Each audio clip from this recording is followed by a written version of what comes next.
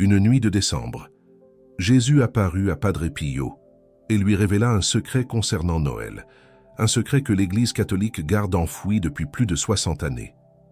Ce que vous allez entendre dans les prochaines minutes va littéralement transfigurer votre vision de ce qui se trame pour les temps ultimes, enfoui au plus profond des archives secrètes du Vatican.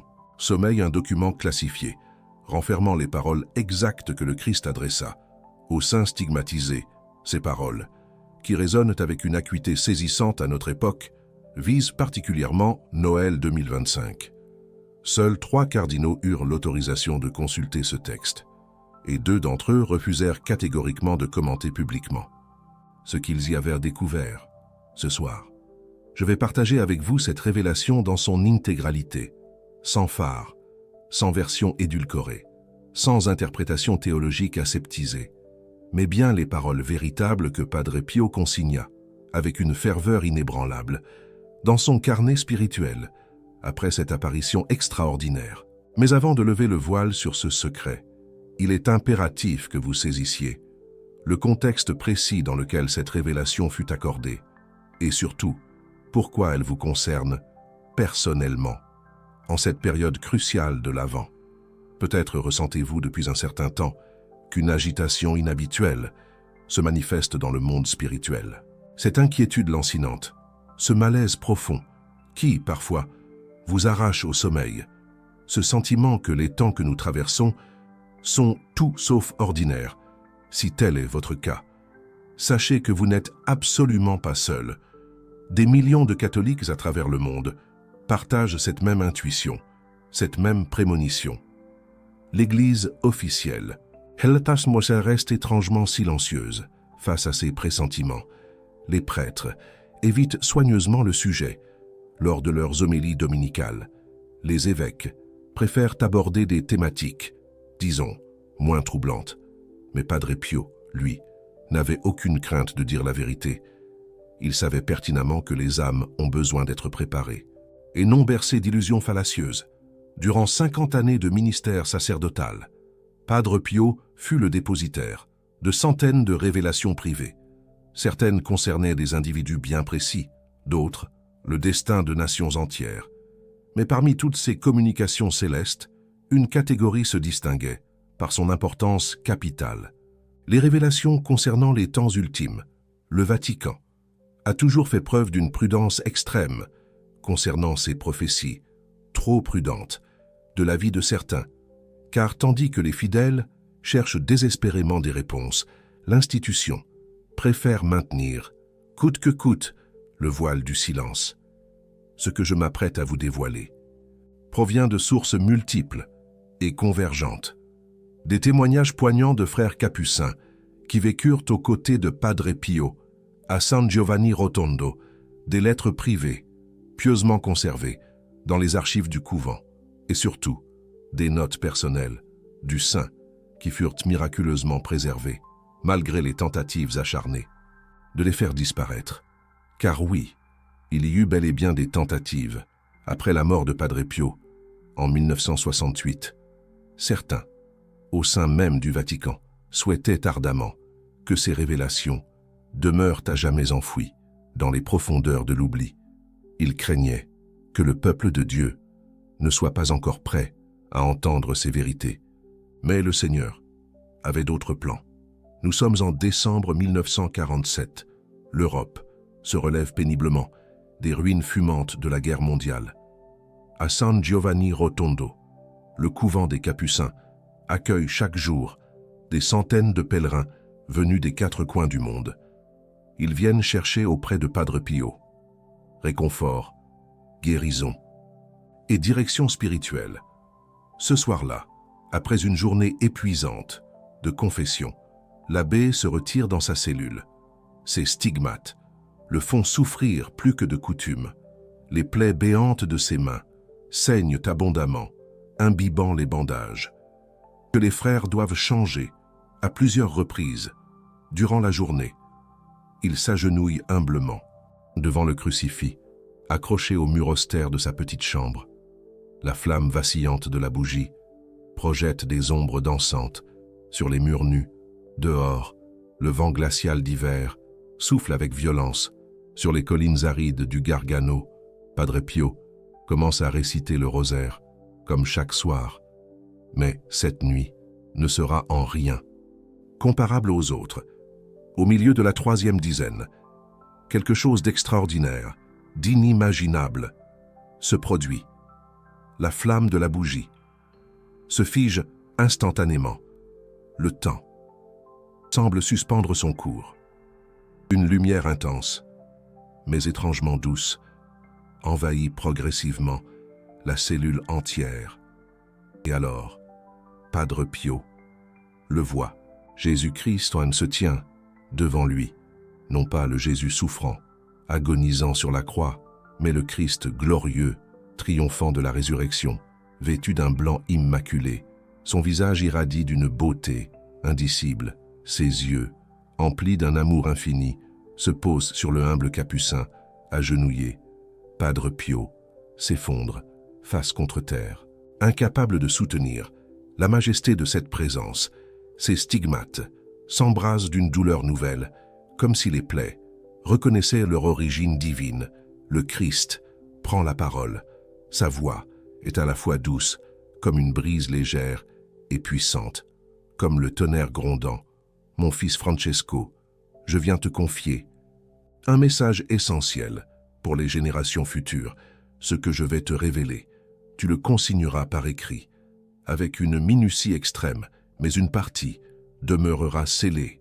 L'Église ne la révélera qu'au moment opportun. Padre Pio lève les yeux, tremblant de tout son être. Seigneur, je ne suis qu'un pauvre pécheur, indigne de ton regard. Pourquoi me choisir, moi, pour une telle mission? Le Christ sourit avec une tendresse infinie. C'est précisément parce que tu es conscient de ta pauvreté que je t'ai choisi. Les orgueilleux ne peuvent porter mes messages. Ils les déformeraient inévitablement, selon leurs propres désirs. Puis, Jésus commença à parler des temps qui allaient advenir, et ce qu'il révéla cette nuit-là dépasse de loin tout ce que l'Église a jamais rendu public. Écoute attentivement ce que je vais te dire concernant les temps ultimes, dit le Seigneur, car beaucoup seront trompés par de faux prophètes qui prétendront mensongèrement parler en mon nom. Padre Pio écoutait, le cœur battant la chamade, gravant chaque parole dans les tréfonds de sa mémoire. Il y aura un Noël, continua Jésus, où le monde entier sera confronté à un choix décisif. Ce Noël marquera le début d'une période de purification comme l'humanité n'en a jamais connu. Mais Seigneur, demanda Padre Pio, quand cela arrivera-t-il? Comment les fidèles pourront-ils se préparer à affronter ces épreuves? Le Christ répondit par une série de signes que le capucin devait surveiller attentivement. Des signes qui, selon les témoins encore vivants aujourd'hui, correspondent étrangement à ce que nous observons sous nos propres yeux. Le premier signe sera la confusion, qui régnera au sein même de l'Église, expliqua Jésus. Vous verrez des serviteurs de Dieu abandonner leurs troupeaux, des docteurs, enseigner des erreurs et des fidèles, errer sans direction. Les vérités éternelles que j'ai enseignées seront remises en question par ceux-là même qui prétendent me servir. Padre Pio nota ces paroles avec une précision méticuleuse. Quand nous lisons aujourd'hui ce qu'il écrivit cette nuit-là, nous ne pouvons qu'être frappés par l'exactitude saisissante de ses prédictions. Mais ce n'était que le premier signe. Les suivants étaient encore plus troublants. Le deuxième signe, poursuivit le Christ, sera la persécution des justes par les méchants. Ça non pas une persécution ouverte, avec des martyrs publics, mais une persécution subtile. Ceux qui garderont ma foi seront ridiculisés, marginalisés, traités comme des arriérés. Le monde appellera bien ce qui est mal, et mal ce qui est bien. Padre Pio ferma les yeux un instant. Ces paroles lui percèrent le cœur, car il pressentait leur accomplissement futur, un futur inévitable. Le troisième signe sera dans les familles, ajouta Jésus. Les liens sacrés du mariage seront méprisés. Les enfants se retourneront contre leurs parents. l'amour se refroidira dans les cœurs. Beaucoup préféreront les plaisirs passagers à la vie éternelle. Une vie sainte. Chaque parole résonnait comme un avertissement prophétique. Padre Pio comprenait qu'il recevait là un message d'une importance capitale pour les générations à venir, un message urgent. « Mais Seigneur, osa-t-il demander, y a-t-il de l'espoir? Ces temps sombres auront-ils une fin heureuse ?» Le visage du Christ s'illumina d'une joie profonde. « Oui, à mon Fils, car après la purification viendra le renouveau. Mon Église renaîtra plus pure, plus forte, plus fidèle. Mais d'abord, elle doit passer par le creuset de l'épreuve, une épreuve difficile. Ce qui vint ensuite est la partie la plus controversée de la révélation, celle que le Vatican a gardée secrète pendant des décennies de silence. Et elle concerne directement Noël, la Sainte Nuit. Jésus parla d'un Noël particulier qui marquerait un tournant dans l'histoire de l'humanité. Il ne donna pas de date précise, mais les indices qu'il fournit correspondent de manière troublante à notre époque actuelle, quand vous verrez un Noël où les églises seront vides par choix et non par interdiction, dit-il, quand les crèches seront bannies des places publiques par ceux qui prétendent défendre la liberté, une liberté illusoire, quand le nom même de mon incarnation sera considéré comme offensant. Alors, sachez que l'heure approche. Padre Pio demanda ce que les fidèles devaient faire pour se préparer. La réponse du Christ fut à la fois simple et profonde. « Qu'ils reviennent au rosaire, dit Jésus. Cette prière que ma mère a enseignée à tant de saints est la chaîne qui lie le démon infâme. Qu'ils reviennent à la confession fréquente, car le sacrement du pardon est la fontaine qui purifie les âmes tourmentées. Et surtout, qu'ils reviennent à moi dans l'Eucharistie, car je suis le pain de vie qui fortifie pour les combats spirituels, des combats acharnés. » Cette nuit de décembre 1947, Padre Pio reçut des révélations qui allaient bien au-delà de ce que je viens de vous partager. Le Christ lui parla pendant plusieurs heures, lui dévoilant des mystères sur les temps ultimes, sur le rôle de Marie dans les derniers jours, et sur les grâces spéciales disponibles pendant la période de Noël, une période bénie. Mais il y a un élément particulièrement important que Padre Pio mentionna à très peu de personnes. Un secret concernant la nuit de Noël elle-même. Un secret bien gardé. Selon plusieurs témoins dignes de foi, le saint stigmatisé affirma que pendant la nuit de Noël, le voile entre le ciel et la terre s'amincit considérablement. Les âmes du purgatoire peuvent recevoir des grâces extraordinaires si les vivants prient pour elles à ce moment précis. Mais ce n'est pas tout. Padre Pio révéla également que certains Noëls sont plus puissants que d'autres, des Noëls où les grâces divines sont multipliées, où les conversions sont plus faciles, où les guérisons spirituelles et physiques sont plus nombreuses. Et selon les calculs que certains ont faits en étudiant les indices laissés par le saint, Noël 2025 pourrait être l'un de ces Noëls extraordinaires, un Noël de grâce. Pourquoi 2025 ? La réponse se trouve dans une série de coïncidences qui ne semblent pas être des coïncidences du tout. Premièrement, 2025 marque le grand jubilé de l'Église catholique, un temps de grâce spécial proclamé par le pape pour toute la chrétienté, une chrétienté unie. Deuxièmement, 2025 représente exactement 2000 ans depuis ce que certains historiens considèrent comme le début du ministère public de Jésus, le ministère divin. Troisièmement, et c'est peut-être le plus troublant, plusieurs prophéties mariales convergent vers cette période. Fatima, Medjugorje, Akita, toutes semblent pointer vers notre époque comme un temps de décision, une décision cruciale. Padre Pio était au courant de ces convergences, dans ses lettres privées. Il fit allusion à une période d'environ 80 ans après sa mort, où des événements majeurs bouleverseraient le monde. 1968 plus 80 égale 2048. Nous sommes en plein dans cette fenêtre prophétique, une fenêtre de changement. Mais revenons à cette nuit de décembre 1947, après avoir reçu les paroles du Christ. Padre Pio resta prostré en prière jusqu'à l'aube. Les frères qui vinrent le chercher pour la messe du matin le trouvèrent en larmes, son visage transfiguré par une lumière intérieure. Pendant les jours qui suivirent, le saint fut inhabituellement silencieux. Il méditait les paroles qu'il avait reçues, les inscrivant dans un carnet qu'il gardait caché sous son oreiller.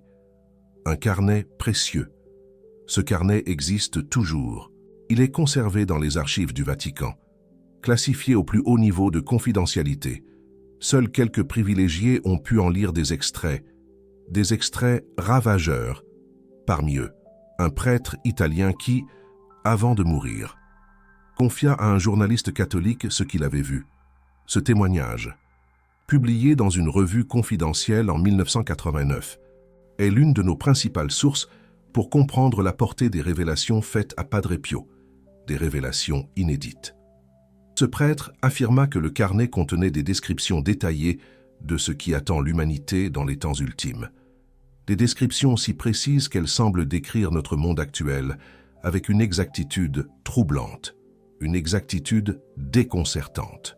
Il y est question de la technologie qui asservirait les hommes au lieu de les servir, de moyens de communication qui propageraient mensonges et confusion, une confusion généralisée, de dirigeants qui se prétendraient sauveurs tout en conduisant les peuples vers l'abîme, un abîme de désespoir.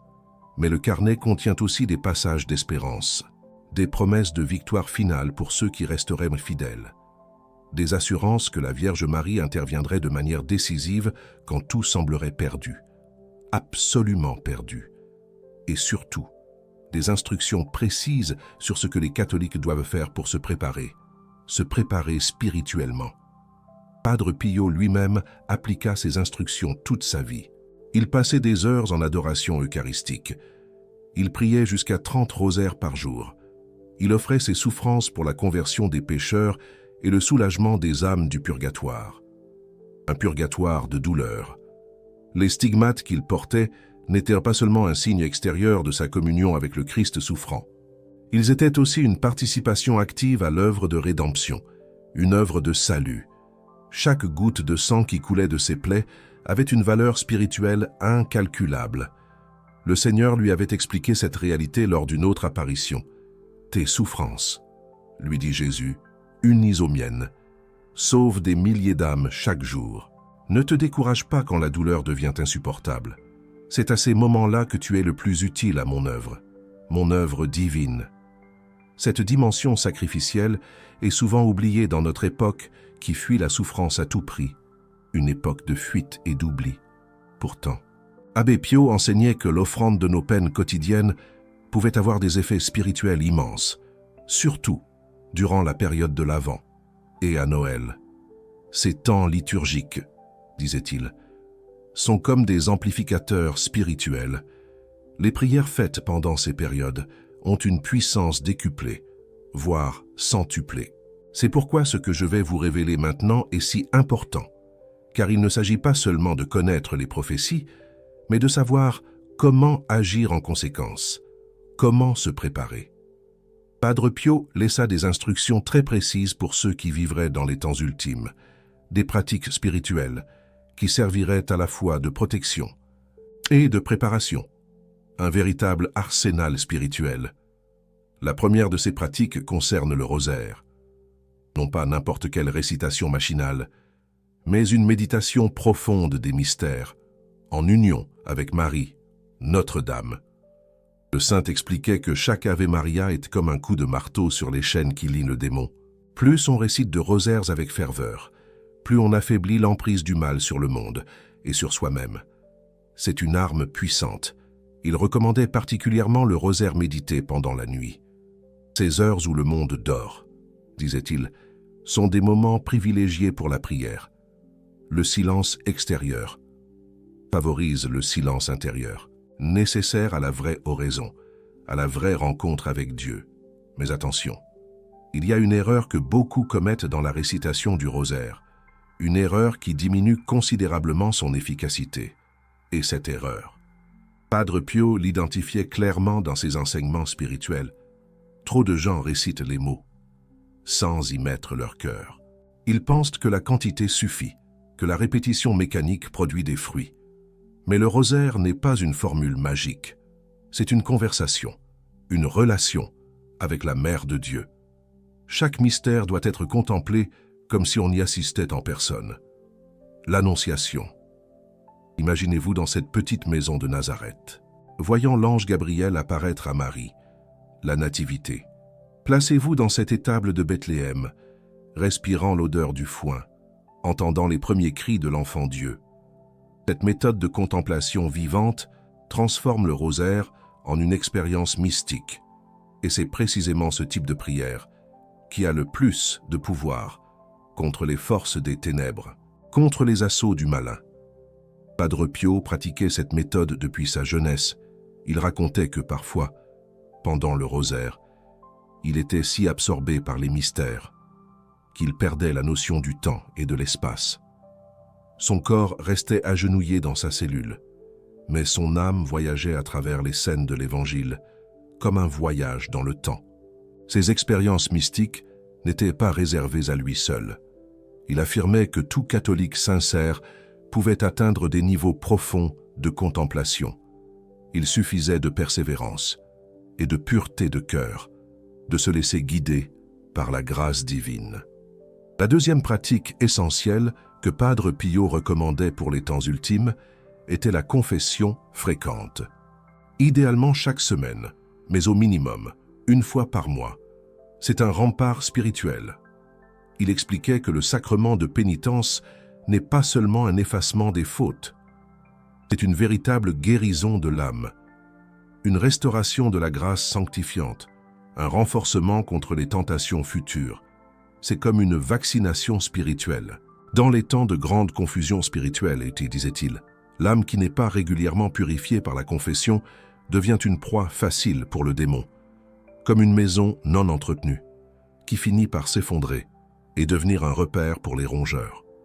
Padre Pio passait jusqu'à 18 heures par jour au confessionnal. Il lisait dans les âmes, connaissant parfois les péchés avant même qu'ils soient avoués. Cette grâce extraordinaire lui permettait d'aider les pénitents à faire des confessions vraiment complètes, à ouvrir leur cœur entièrement à la miséricorde divine. Plusieurs personnes témoignèrent qu'après s'être confessées à lui, elles ressentirent une libération totale, comme si des chaînes invisibles avaient été brisées, comme si un poids immense avait été ôté de leurs épaules. Une vraie renaissance. C'est exactement ce que le Christ avait promis en instituant ce sacrement. Mais combien de catholiques négligeant cette source de grâce, par paresse, par honte mal placée, ou simplement par ignorance de sa puissance? C'est un trésor caché. Padre Pio avertissait que dans les temps ultimes, l'attaque du démon contre le sacrement de confession serait particulièrement intense. Il essaierait de convaincre les fidèles que leurs péchés ne sont pas si graves, que Dieu pardonne automatiquement, qu'il n'est pas nécessaire de passer par un prêtre. Ces mensonges, disait le saint, conduisent les âmes à leur perte. Car sans le sacrement, même avec un repentir sincère, la guérison spirituelle reste incomplète. C'est comme un pansement sur une plaie profonde. La troisième pratique que Padre Pio considérait comme absolument indispensable pour les temps ultimes était la participation quotidienne à la messe et la communion eucharistique. Il ne s'agissait pas pour lui d'une simple recommandation pieuse. C'était une question de survie spirituelle, une nécessité vitale. L'Eucharistie, expliquait-il, est la nourriture de l'âme. Comme le corps dépérit sans alimentation, l'âme s'affaiblit sans le corps du Christ. Dans les temps d'épreuve qui viennent, seuls ceux qui se nourrissent régulièrement de cette manne céleste auront la force de persévérer, la force de tenir bon. Padre Pio célébrait la messe avec une intensité qui stupéfiait tous ceux qui y assistaient. Parfois, la célébration durait plusieurs heures car le saint entrait en extase à différents moments du sacrifice. C'était un moment hors du temps. Des témoins racontent que pendant la consécration, son visage se transfigurait, des larmes coulaient sur ses joues, ses stigmates saignaient plus abondamment. Il revivait littéralement la passion du Christ à chaque messe, un acte d'amour ultime pour lui. Chaque Eucharistie était le calvaire rendu présent, le même sacrifice, la même offrande, le même amour infini manifesté dans le pain et le vin consacrés. Un miracle constant. Il enseignait que ceux qui communient avec foi et préparation reçoivent des grâces immenses. Non seulement le pardon des péchés véniels, mais aussi le renforcement contre les tentations, la guérison des blessures spirituelles et une union plus profonde avec Dieu. C'est une source inépuisable de bénédictions. Mais il y a un aspect de l'Eucharistie que peu de catholiques connaissent, un secret que Jésus lui-même révéla à Padre Pio lors de cette nuit de décembre 1947. Un mystère. Il concerne les âmes du purgatoire et leur relation particulière avec la messe. Le Christ expliqua aux saints stigmatisés que chaque messe offerte pour les défunts produit un effet immédiat et mesurable dans le purgatoire. Les âmes qui souffrent dans ce lieu de purification reçoivent un soulagement proportionnel à la ferveur avec laquelle la messe est offerte et à la foi des participants. Une vraie libération. Mais ce n'est pas tout. Jésus révéla également que certains moments de l'année liturgique sont particulièrement favorables pour les âmes du purgatoire. Et Noël est l'un de ces moments privilégiés, un temps de grâce. Pendant la nuit de Noël, expliqua le Seigneur à Padre Pio, les portes du purgatoire s'ouvrent plus largement, permettant à beaucoup d'âmes de trouver enfin le repos. Les âmes qui y sont retenues peuvent bénéficier de grâces extraordinaires si les vivants prient pour elles avec ferveur. C'est pourquoi Abbé Pio recommandait avec insistance de ne pas oublier les défunts durant les célébrations de Noël. Au milieu des réjouissances familiales, accordez-vous un temps précieux pour prier pour ceux qui ne sont plus physiquement présents, mais qui ont si grand besoin de votre aide spirituelle. Un chapelet récité pour les âmes du purgatoire la nuit de Noël, affirmait l'abbé, peut libérer plusieurs âmes d'un seul coup. Une messe célébrée à leur intention ce jour-là a une efficacité décuplée. Ces enseignements peuvent sembler déconcertants pour ceux qui ne sont pas familiers avec la tradition catholique concernant le purgatoire, mais ils s'inscrivent parfaitement dans la doctrine de l'Église sur la communion des saints, nous, les vivants. Formons avec les défunts et les bienheureux du ciel une seule et même famille. Les liens d'amour qui nous unissaient sur terre ne sont pas brisés par la mort. Ils peuvent au contraire être renforcés par la prière. Abbé Pio en fit l'expérience de manière extraordinaire tout au long de sa vie. Les âmes du purgatoire lui apparaissaient régulièrement, sollicitant des prières et des messes. Il pouvait percevoir leur souffrance, mais aussi leur espérance. Il savait qu'elle comptait sur les vivants pour accélérer leur purification. Un jour, une âme lui apparut et lui confia quelque chose qui le marqua profondément. « Nous souffrons terriblement, » dit l'âme, « mais notre plus grande souffrance est d'être oubliés. Ceux que nous avons aimés sur terre ne pensent plus à nous. Ils croient que nous sommes au ciel ou que nous n'existons plus. Ils ignorent que chacune de leurs prières nous apporte un soulagement inexprimable. » Abbé Pio pleura en entendant ces paroles. Il redoubla d'efforts pour sensibiliser les fidèles à cette réalité spirituelle, trop souvent négligée. Maintenant, permettez-moi de vous révéler quelque chose d'encore plus profond concernant Noël 2025 et les prophéties d'Abbé Pio. Dans ses écrits secrets, l'abbé mentionna une période de grâce spéciale qui précéderait les épreuves finales, une sorte de temps de miséricorde accordé par Dieu pour permettre aux âmes de se préparer selon les indices qu'il laissa. Cette période de grâce coïnciderait avec un jubilé majeur de l'Église, un temps où le pape ouvrirait les portes saintes et où des indulgences plénières seraient accordées généreusement. Or, 2025 est précisément une année jubilaire. Le pape François a proclamé ce jubilé ordinaire avec le thème « Pèlerin d'espérance ». Coïncidence ? Abbé Pio aurait dit qu'il n'existe pas de coïncidence dans l'économie divine. Ce jubilé offre des opportunités spirituelles extraordinaires. Les indulgences plénières peuvent être obtenues plus facilement. Les sacrements ont une efficacité accrue. Les conversions sont favorisées par une effusion spéciale de grâce. Mais attention, le démon sait tout cela et il va redoubler d'efforts pour distraire les fidèles, pour les empêcher de profiter de ces grâces, pour les maintenir dans la tiédeur et l'indifférence. Abbé Pio avertissait que les temps ultimes serait caractérisé par une offensive satanique, sans précédent. Le démon, sachant que son temps est compté, déchaînerait toutes ses forces. Pour perdre le maximum d'âmes, cette offensive prendrait des formes multiples. Attaque contre la foi, par la diffusion d'erreurs doctrinales. Attaque contre la morale, par la banalisation du péché. Attaque contre la famille, par la destruction des liens naturels. Attaque contre l'Église, par les scandales et les divisions. Tout cela, nous le voyons s'accomplir sous nos yeux. Les prophéties d'Abbé Pio ne sont plus de lointaines prédictions. Elles sont notre réalité quotidienne. Mais l'abbé ne laissait pas ses auditeurs dans la peur. Il leur donnait toujours des moyens concrets de résister et de vaincre.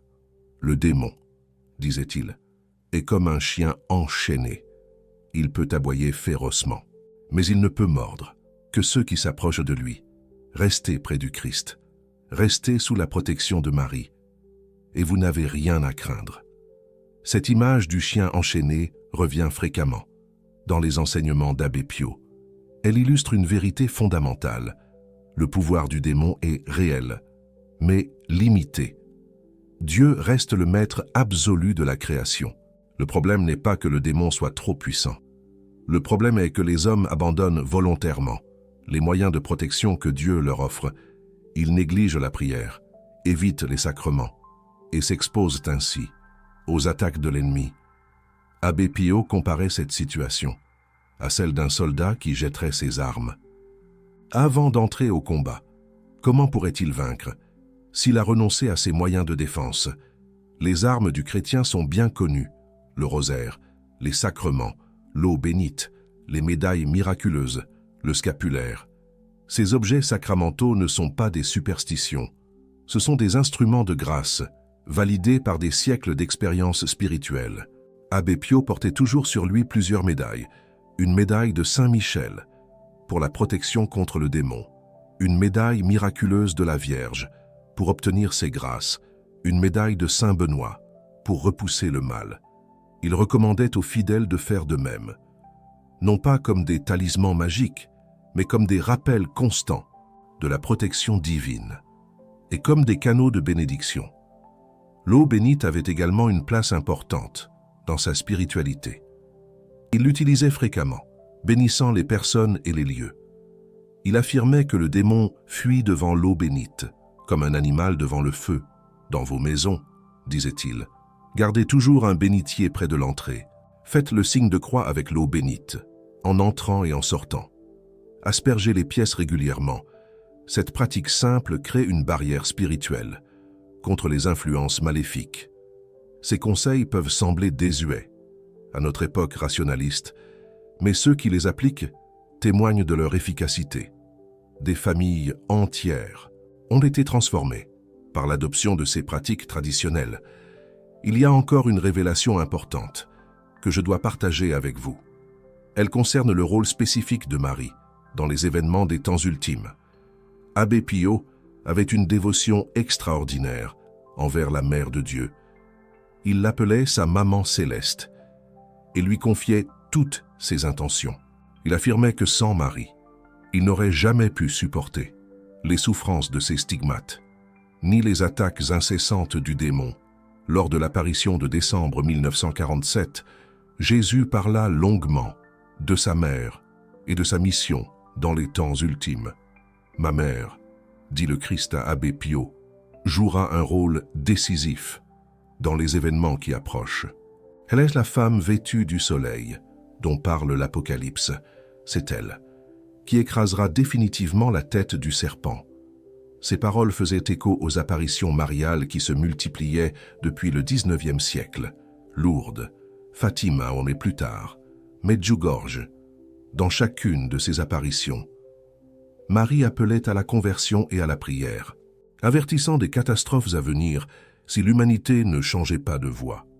Un avertissement solennel. L'abbé Pio était au courant des secrets de Fatima. Il avait eu des contacts avec des personnes proches des voyants de Fatima, et ce qu'il savait confirmait les révélations qu'il avait lui-même reçues du Christ. Une source de conviction profonde. « Le troisième secret de Fatima, murmurait-il à certains confidents, concerne les temps que nous vivons. L'Église souffre de l'intérieur. La foi s'éteint dans beaucoup de cœurs. Mais Marie n'abandonne pas ses enfants. Un cri d'espoir. Il y a dans ces paroles une prophétie qui s'accomplit sous nos yeux. Une réalité tangible. L'Église traverse une crise sans précédent. Les scandales se succèdent. Les fidèles sont désorientés. Les vocations diminuent dans beaucoup de pays. Un vent de trouble. Pourtant, l'abbé Pio gardait une confiance absolue. Il savait que cette épreuve était nécessaire et qu'elle aboutirait à une purification salutaire, une perspective éternelle. L'Église, disait-il, est comme l'or passé au creuset. Les impuretés brûlent dans le feu de l'épreuve. Ce qui reste est plus pur, plus précieux, plus brillant, une métaphore puissante. Cette image du creuset revient souvent dans les prophéties concernant les temps ultimes. L'idée que Dieu permet les tribulations pour purifier son Église et la préparer à sa gloire finale. Une espérance renouvelée. L'abbé Pio assurait que ceux qui resteraient fidèles pendant ces temps difficiles recevraient des grâces extraordinaires. Leur persévérance serait récompensée au centuple. Une promesse divine. Maintenant, je voudrais vous parler d'un rituel particulier que l'abbé Pio pratiquait chaque nuit de Noël. Un rituel qu'il recommandait à tous les catholiques soucieux de profiter des grâces exceptionnelles de cette nuit sainte. Une tradition sacrée.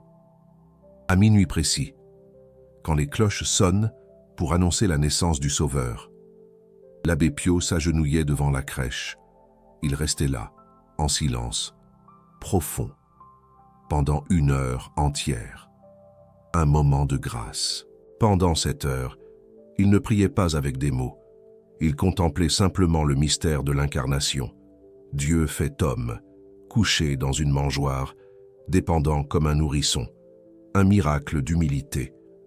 Cette contemplation silencieuse, expliquait-il, est plus puissante que 1000 prières vocales. Dans le silence, l'âme s'ouvre à des grâces que les mots ne peuvent pas contenir. Une porte vers le divin. Il recommandait à tous de pratiquer ce moment de silence sacré pendant la nuit de Noël. Même 15 minutes de contemplation devant la crèche peuvent transformer une vie. Une simple action, un impact profond. Mais attention, disait-il, ce silence doit être véritable.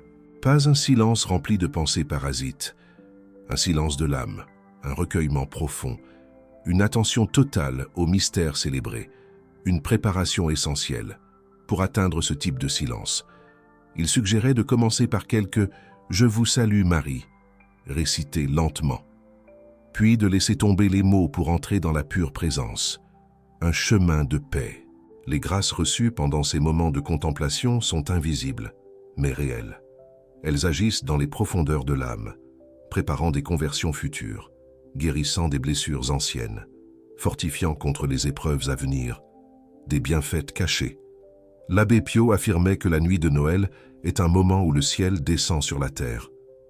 Les anges sont particulièrement actifs. Les démons sont temporairement affaiblis. L'atmosphère spirituelle est chargée de grâce, une opportunité unique. Ne gaspillez pas cette nuit en festivités mondaines, avertissait-il. Bien sûr, la joie et les réunions familiales ont leur place, mais réservez du temps pour la prière profonde. C'est un investissement spirituel qui portera des fruits pendant toute l'année à venir. Une sagesse intemporelle. Cette année. Noël 2025. Ces conseils prennent une importance particulière. Si les prophéties sont exactes, si nous sommes vraiment entrés dans les temps de grâce spéciale qui précèdent les épreuves finales, alors chaque Noël compte double. Une saison décisive. Les grâces manquées ne reviendront pas. Les occasions perdues ne se représenteront pas. Le temps presse et les âmes doivent se préparer. Une alerte urgente. Vous qui écoutez ces paroles en ce moment, comprenez que ce n'est pas un hasard si vous êtes ici. La providence divine vous a conduit vers ce message. Il y a une raison pour laquelle vous entendez ces révélations maintenant, à quelques jours de Noël. Une intervention divine. Peut-être avez-vous négligé votre vie spirituelle ces derniers temps. Peut-être vous êtes-vous éloigné des sacrements. Peut-être votre foi s'est-elle refroidie sans que vous vous en rendiez compte. Une conscience à éveiller. Ce message est un appel au réveil. un rappel que le temps est précieux et que chaque jour est un don de Dieu, un encouragement à profiter des grâces extraordinaires qui sont disponibles maintenant. Une invitation à la conversion. L'abbé Pio voyait chaque âme avec les yeux de la foi. Il savait que derrière les apparences extérieures, il y avait des êtres immortels destinés à une vie éternelle. Il pleurait sur ceux qui gaspillaient cette vocation sublime pour des plaisirs passagers. Une vision transcendante. Si vous pouviez voir votre âme comme Dieu la voit, disait-il, vous tomberiez à genoux d'émerveillement et de crainte. Émerveillement devant sa beauté quand elle est en grâce. Crainte devant sa laideur quand elle est souillée par le péché. Une révélation profonde. Ces paroles peuvent sembler dures à nos oreilles modernes, habituées à des messages édulcorés. Mais l'abbé Pio n'était pas un flatteur. Il préférait dire la vérité, même difficile à entendre, plutôt que de laisser les âmes dans une fausse sécurité. Une honnêteté radicale. Vous avez découvert aujourd'hui des vérités que l'Église officielle préfère garder discrètes, des révélations que l'abbé Pio reçut directement du Christ, des prophéties qui concernent notre temps et spécialement ce Noël 2025. Un savoir caché. Ce canal existe pour continuer cette mission de révélation, pour partager avec vous les secrets spirituels que certains voudraient garder cachés, pour vous préparer aux temps qui viennent avec des enseignements authentiques basés sur la tradition catholique. Un service à la vérité. Chaque vidéo que nous produisons représente des heures de recherche dans les archives, de compilation de témoignages, de vérification des sources. Ce travail est nécessaire pour vous apporter une information fiable et spirituellement nourrissante. Un engagement sincère. Le super thanks que vous pouvez envoyer en cliquant sur le cœur en dessous de cette vidéo n'est pas seulement un soutien financier. C'est votre façon de dire que ces révélations doivent continuer à être partagées, que les secrets de l'abbé Pio ne doivent pas rester enfermés dans les archives du Vatican. Votre contribution compte. Chaque contribution permet de continuer cette œuvre, de produire plus de contenu, de toucher plus d'âmes avec ces vérités vitales. Vous devenez ainsi des partenaires dans cette mission spirituelle, une collaboration sacrée. L'abbé Pio disait que ceux qui aident à propager la vérité participent au mérite de cette propagation. Votre soutien n'est pas perdu. Un investissement éternel. Il produit des fruits spirituels, dont vous bénéficierez vous-même. Maintenant, pour terminer ce message, je voudrais vous donner une pratique concrète que vous pouvez commencer dès ce soir. Prenez un chapelet. Si vous n'en avez pas, procurez-vous en un avant Noël. Pas n'importe quel chapelet, acheté dans une boutique de souvenirs, mais un chapelet béni par un prêtre, chaque soir jusqu'à Noël. Récitez au moins une dizaine de rosaires, en contemplant le mystère de la Nativité. Imaginez-vous présent dans cette étable de Bethléem. Voyez Marie et Joseph adorant l'enfant. Sentez le froid de la nuit palestinienne. Entendez les anges chanter. Cette pratique simple, maintenue pendant les jours de l'Avent, ouvrira votre cœur aux grâces de Noël. Elle vous préparera à recevoir les bénédictions que le Seigneur veut vous accorder, et la nuit de Noël elle-même. N'oubliez pas l'heure de contemplation silencieuse que Padre Pio recommandait. Même si vous ne pouvez pas faire une heure entière, faites au moins 15 minutes. 15 minutes de silence sacré, devant la crèche ou devant un crucifix. Offrez cette prière pour vos défunts, pour les âmes du purgatoire, pour les pécheurs en danger de perdition, pour vous-même et votre famille. Les grâces que vous recevrez seront proportionnelles à votre foi et à votre générosité spirituelle. Plus vous donnerez de temps à Dieu, plus il vous donnera en retour. Padre Pio est maintenant au ciel, intercédant pour tous ceux qui l'invoquent. Demandez-lui de vous aider à vivre ce Noël 2025, avec la profondeur spirituelle qu'il exige. Demandez-lui d'obtenir pour vous les grâces de conversion et de protection dont vous avez besoin. Il ne vous décevra pas. Ce saint qui aimait tellement les âmes continue de les aimer depuis le ciel. Il attend vos prières et il y répondra avec la générosité qui le caractérisait sur terre. Les temps que nous vivons sont sérieux. Les prophéties s'accomplissent. Mais nous ne sommes pas sans espoir. Dieu reste maître de l'histoire. Marie continue de protéger ses enfants. Les saints intercèdent pour nous. La victoire finale appartient au Christ. Et ceux qui restent fidèles partageront cette victoire. Que cette réflexion vous accompagne pendant ce temps de l'Avent et au-delà. Que les révélations de Padre Pio illuminent votre chemin spirituel et que ce Noël 2025 soit pour vous un moment de grâce extraordinaire. Maintenant, j'aimerais vous poser une question importante. Avez-vous déjà ressenti la présence de Padre Pio dans votre vie? Un parfum de fleurs sans explication, une réponse à une prière que vous lui aviez adressée, un signe qui vous a confirmé son intercession. Écrivez-le dans les commentaires. Partagez votre témoignage. Car chaque histoire de grâce obtenue par l'intercession de Padre Pio encourage d'autres âmes à se tourner vers ce puissant intercesseur. Et si vous n'avez jamais eu d'expérience particulière avec Padre Pio, écrivez quand même. Dites-nous ce que cette vidéo a éveillé en vous. Comment comptez-vous vivre ce Noël différemment, après avoir entendu ces révélations? Votre commentaire compte. Il nourrit la communauté. Il aide d'autres personnes à ne pas se sentir seules dans leur cheminement spirituel. Et il permet à ce message de toucher plus d'âmes qui en ont besoin. N'oubliez pas de vous abonner à ce canal si ce n'est pas déjà fait. Activez les notifications pour ne manquer aucune vidéo et partagez ce contenu avec ceux que vous aimez. Peut-être que leur âme attend précisément ce message pour se réveiller. Que la bénédiction de Padre Pio descende sur vous et sur vos familles.